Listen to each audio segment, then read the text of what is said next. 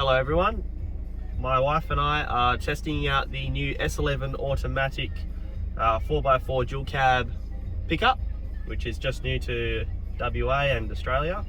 And so far there's a few little critiques, especially with something that happens when you turn on the headlights or your park lights. It dims your navigation, so if you've got your Android Auto connected up, it'll dim that so you can hardly see it. Very smooth, it's quite firm in the steering. It requires a bit more input, but it definitely feels more robust than some other utes I've driven. Yeah, we're going to head to Zigzag Scenic Drive, which is about 20 minutes away. Obviously we can't go off-roading in it, but hopefully get a good feel in the corners and Please say a command after the beep. It's asking for a command. Okay, my palm was just resting on the right hand side of the steering wheel, and there's a command button there. I can find myself pushing that quite often Command in the future. not recognized. Please repeat. Anyway, we'll continue this video later. Okay, Danny, so what's your first thoughts after climbing in the car? Oh, well, because I'm short, I have to pull the seat forwards, and then the seat belt got caught because the seat is sitting on top of the door now, so there's no gap. Right. Seatbelt. Yeah, the seat, the side of the seat is touching the door now. That her chair's pulled all the way forward. So I had to squish the belt around. Okay, that's a valid point. But yeah, we'll see how we go driving now. A bit nervous. What else do we have? Oh, the connection's a bit touchy with the phone. If you touch it, sometimes it can disconnect your Android Auto. So handbrake, yeah. Well, put it into drive first. Oh. So put your handbrake on. Put it into drive. Yep. Oh, Yep. Put your straight. drive. No, just that's Tiptronic to the right. I think that's just normal. Okay. So now put your foot on the brake. It is. And then let the handbrake off. And then check your mirror. What one's indicators? On the right hand side, so it's not European, indicators on the right, there you go. And then ease on your throttle. Yeah. Okay. Did it roll back at all when you took your foot off the brake pedal? Not that I noticed. Yeah, it seems pretty smooth. Just driving where it's quiet. Yep, we're heading up the Zigzag, the scenic route in Perth. The ride is pretty rigid. It's relief sprung in the rear, obviously, and it's leaf under axle. Apparently with the load they drive pretty nicely, but so far so good. Pretty empty. Feels good. Feels good? Yeah. Like it doesn't feel as big as the car looks. It feels comfortable. Yes. A great visibility. The windows are awesome. Those are the mirrors. You're not even turning. What's that about this turning? Oh, it just feels like you're not even turning when you turn the wheel. It's so smooth. Like I don't know if I've turned it enough, but it's so smooth going around the corners. Yeah, new tyres will probably help a lot with that. She's used to driving second-hand pieces of junk. So it's a 2.2 litre M-Hawk. This is Euro 5 standard, so it's got the AdBlue. I'm going to ask the sales representative where that is. Apparently it's only need to fill it when you do maintenance, so if you're doing a 10,000k service or whatever it is. Heaps of leg room, and then even then we slid the chair further forward earlier. It's got it goes really far forward. Well, I can't actually go forward because it's going uphill right now, but even the passenger seat, the rear row sits on a nice angle, so you're not sitting on a bench seat, you're sitting in it, and you're also elevated above the driver, so once your kids are teenagers they'll be able to have a good field of view. We're using Android Auto at the moment, which is only by cable. Buttons all there, your music, your phone, home button, information, I think that's just for your consumption and whatnot, settings, and then your navigation's right there. When you're in Perth and you're from the country, it's definitely handy. It didn't roll back, it was good. Didn't roll back like once you took off from up the steep hill. Mm-hmm. I had a good few second break between taking my foot off and putting it on the accelerator. Yep. It was fine. Yeah, great. Interesting little side note, the VIN looks like an afterthought. It's literally just been glued on there. There's a bit of fluff and stuff stuck to it already. That's only a minor thing, I mean, nitpicking, but it's kind of a bit subpar if you ask me. How'd you go through the slow point? The brakes were nice? Yeah, they brakes really well. I do have to be careful not to slam my foot down, otherwise it kicks it forward, but Yep. just ease it on and it goes really well. There's a car behind me, so Don't worry about anyone behind you, just take your time. don't know. And now we're in the zigzag road. Oh, is this it? Yep, we're heading up the zigzag. I want to get to the end of this, so I'll let you drive again. Okay, sounds See how good. it goes. You can be the camera lady again. Also, we found with the cruise control, it does seem to be a little bit laden. You can tap the button and it won't barely budge. You got to hold it to make it set this cruise, and then even once you've taken your finger off, it sort of decides what it wants to do for a bit. We've only used the cruise on the highway, not up in hilly terrain, so we can't really say much for that. We'll pull over now. This car, when we picked it up, I think it had about 25 Ks on it. We've done about 47, so 30 Ks so far. This is my turn to drive, is it?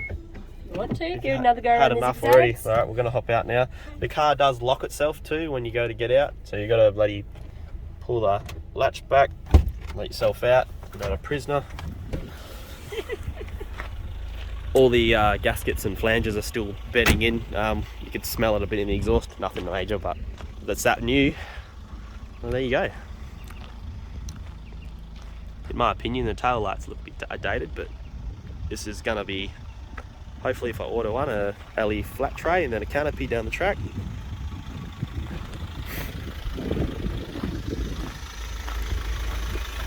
We are driving the black edition, as you can see by the decals and the bull bar comes standard, and the rims. Was that you? That guy over there beeping me. Someone beat me. Maybe he likes my new wheels. Well, it's not mine yet. Alright. And you want to keep driving or you want me to drive? You can drive. Okay. Okay. We just got a beep and we got the Curry Cruiser nod. So he knows what's up. Little note. So we've got the reverse camera. This is the well body model. And you're supposed to have guidance lines when you steer. This has been an issue with some of the models. So it's not giving you the guided lines. They should be turning as you're backing up. Nothing major, but just a little point you can mention to the dealer. Maybe barter on something, get it either sorted out or maybe a discount, I don't know. Anyway, we're on the zigzag track.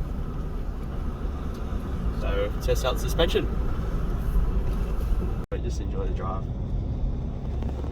Look. Country part of Perth. Don't normally like the city, but this area is not too bad. Nice open windows. Good clear views out the back. It's definitely a little jiggly without a load in the back. Got to put a couple of kids in there, plus all the luggage that comes with those with kids. I'm sure it'll be fine. Our 2 rat bags will weigh it down. So eventually, if we do get one, it'll have a canopy on the back.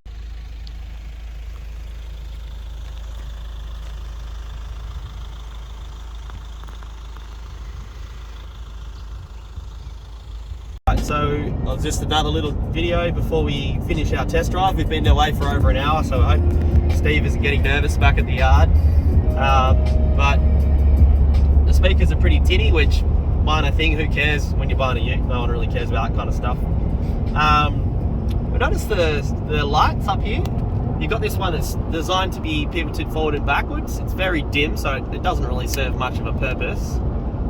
This one's actually broken, so I'm guessing someone may have actually tried to push it in to turn it on instead and they've busted it. There's something loose up in there.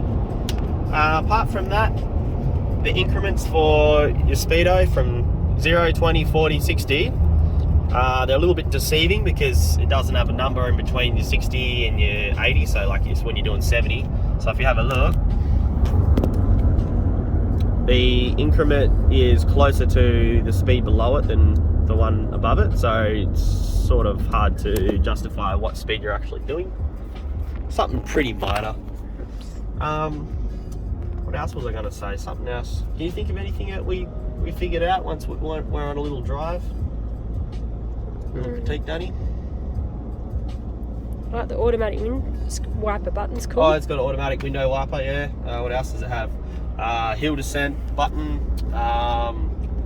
turn your ESP off, which is good. I've had accidents in the bush before where we've had to jam on the brakes, and because we're in sand, it's prevented us from locking the wheels, and we've ended up in the bush.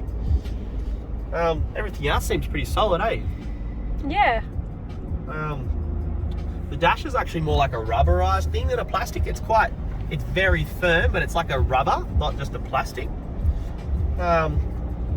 We took it down that zigzag track as you saw earlier. I did a full lock right hand turn. People complain about the turning circle on this car. I definitely don't see it as an issue, particularly for the size of the wheelbase. The handle's great. The brakes. So we're heading downhill doing about 70 k's an hour. I didn't actually absolutely mash the brakes, but I did do semi-emergency brake. A little bit spongy. Took a while for it to engage and actually bite. The car is only very new, so the brakes may not even be bedded in properly. I don't know if they do that from factory. But that was definitely a bit of a critique. If you push your foot down, it will pull you up, but it takes a bit to do it. Yeah. Anything else you can think of, Danny? Not at the moment. Oh, the armrests. The armrests are awesome. Best armrests ever. Really squishy, quite supple. They're nice and wide, so even if you've got a big arm, ideally, rest your arm here. You got your right hand on the steering wheel. I think this is definitely going to be the new cruiser, the Curry Cruiser. Alright, thanks for watching our silly video. If we have anything else to mention, we'll be sure to put it in later on, but otherwise, yeah, that's the S11, and we're heading back to Magic Mahindra. Have a good day. See ya. Realize, but in the settings menu on your head unit, it has a speed determined volume control. So if you're cruising along the highway and then you come to a set of lights, it'll turn the volume down depending on what setting you've got. The startup sound is pretty full on. It's like you just sat in the cinema and they got their advertising happening. Couple other little side notes before we make an end of the video. The deceleration, when you take your foot off the throttle, even if you're coasting down a hill or you're on the flat, it'll shift down nicely, not too early, not too late. The only other little critique as well, it has automatic locking doors, so every time you get out, you've got to make sure you flick it open. I'm sure once you've owned the car for a few months, you probably get used to it. If there's an option to turn that off, that'd be great. One other thing, I think apparently the S10, someone mentioned it had lane keep assistance.